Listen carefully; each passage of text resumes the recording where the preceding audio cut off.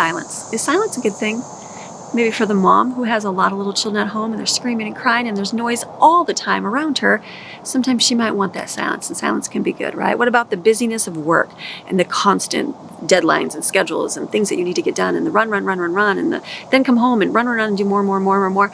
Sometimes a moment of silence is like a reprieve, right? The silence of our social media and multimedia divisive world where there's constant things in our faces and we got flip and you can watch quick videos over and over and real fast, and there's not much of a silence in our ways, in our world. But what if the silence is sometimes brought upon and it's just intentional in your life? What if you feel like there's a silence from God? What if you've been praying and asking God for things and you feel like he's so silent in your life and he's not saying anything? And you're like, why, God, why? And you keep enduring, and things keep happening, and you're like, I'm not getting any answers. I'm having all these things happen, and I'm feeling anxious, and I'm feeling frustrated, and I'm feeling upset, I'm feeling depressed, and I'm hearing nothing, God. I feel like it's silence. Those are the times to go to God's word and hear what he says. He says in Psalm 62, verse 5, "For God alone my soul waits in silence, and quietly submits to him. For my hope is from him. He only is my rock and my salvation, my fortress and my defense. I will not be shaken or discouraged. On God my salvation and my glory rest. He is my rock of unyielding strength. My refuge is in God. Trust confidently in him at all times, O people. Pour out your heart before him. God is a refuge for us." Sometimes when we're going through things in life and we're not hearing answers right away on things, God sometimes answers right away, but sometimes it's the trusting and the faith. Our whole life is an existence of faith in him, right? Faith is trusting in God. It says in Hebrews 11:1, faith is the substance of things hoped for, the evidence of things not seen.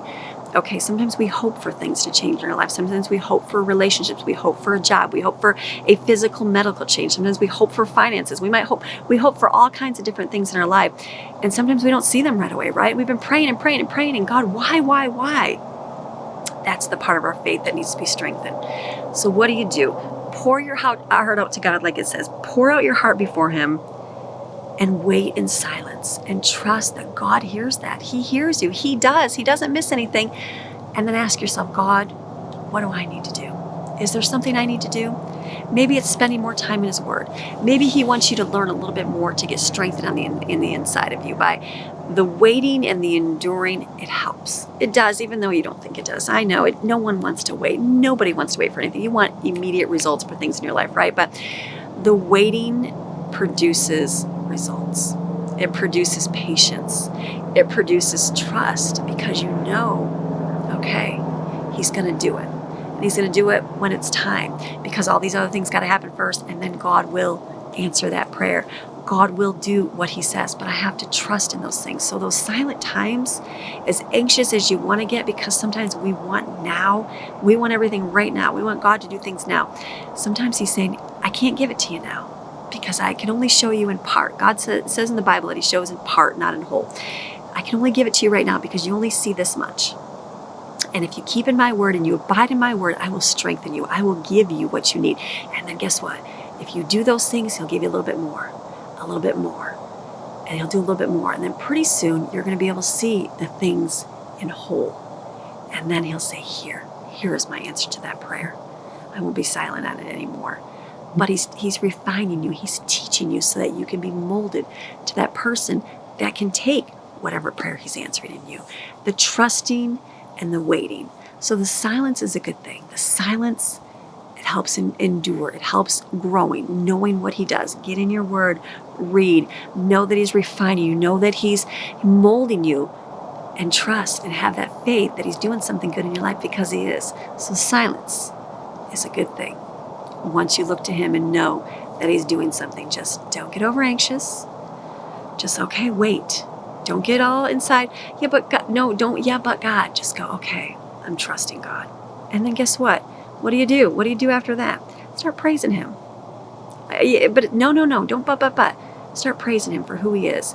Get on some worship music. Get on some praise music and listen to words that edify him and thank him for what he is and the goodness that he does in your life and all the great things he's done before. And if you know what, then get in his word and read what he's done for other people. Read what he's done. Listen to testimonies of people that share the goodness of him, that share what he's done in their life. And don't get down on the, yeah, but wait, God, no, no, no, don't but. Yes, what does God promise? What does he say he's going to do?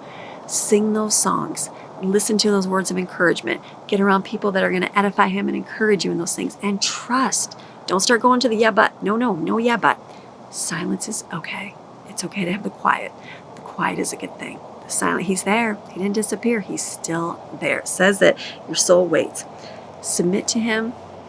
Let that devil flee because he's not going to mess with you, and trust God that he's going to do a good thing because he will. All right. Have a beautiful rest of your day. I will see you guys again tomorrow. Bye.